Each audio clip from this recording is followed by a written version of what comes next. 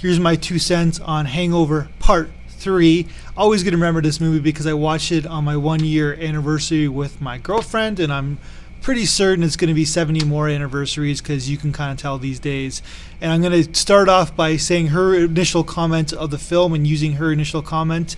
It seems like sex and violence has been replaced by animal cruelty and racism in this movie.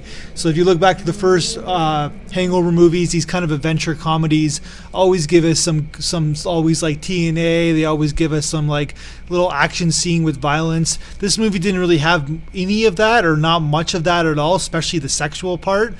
Except if you're attracted to, I don't know, a cougar pregnant girl, I guess it's the only sex that you're going to see in this movie. But there's a lot of animal cruelty in this movie. People saw it in the trailer with the giraffe.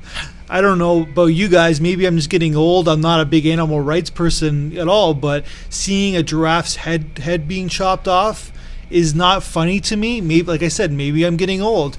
And seeing chickens being thrown out the window and being suffocated to death by a pillow is not that funny to me as well. But I was in a packed audience, they laughed, so maybe I'm just getting old, or I don't know. And the racism, they just made fun of everything, but not in a Family Guy-ish, like, we're just doing this because we're just trying to like move the bar a little bit. They're just trying to be funny with us. Like, they made fun of Jewish people, they made fun of Asians, they made fun of black people. They basically made fun of everybody except for white people in this movie.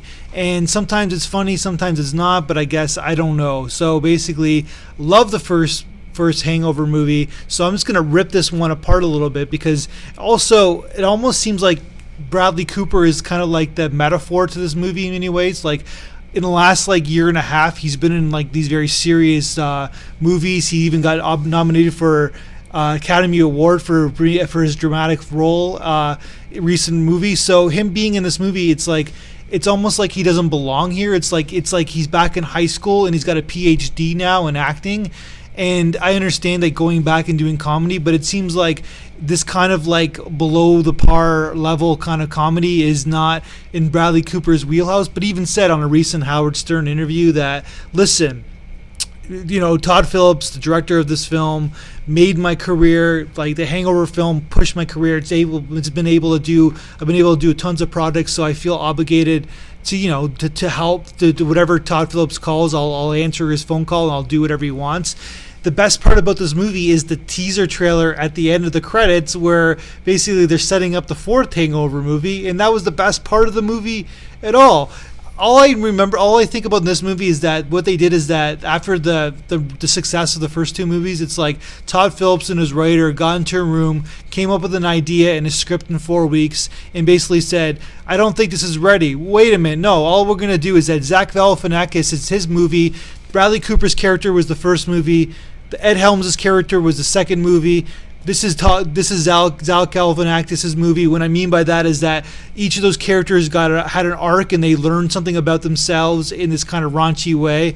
And then at the end, so they're the kind of the main characters in each of the movie. So this is Zach Galifianakis' movie, and it's almost like the writers said, you know what? Whatever is like not very good, we'll just like Zach do his thing. And basically that's what they did. All these scenes that didn't really have much story to them or much like cleverness to it, it was like Zach Galifianakis just said, he just did his thing and kind of pushed the story to the next level. All I know is that his performance in these movies are kind of genuine, because nobody's ever done comedy like Galifianakis before. But this is a disposable film. Who's kidding who? This is not a good film. Nobody should really see this ever again after they see it the first time. And watch the first Hangover. It's got rewatchability. And what happened to Mike Tyson? No Mike Tyson in this film either. That's my 2 cents.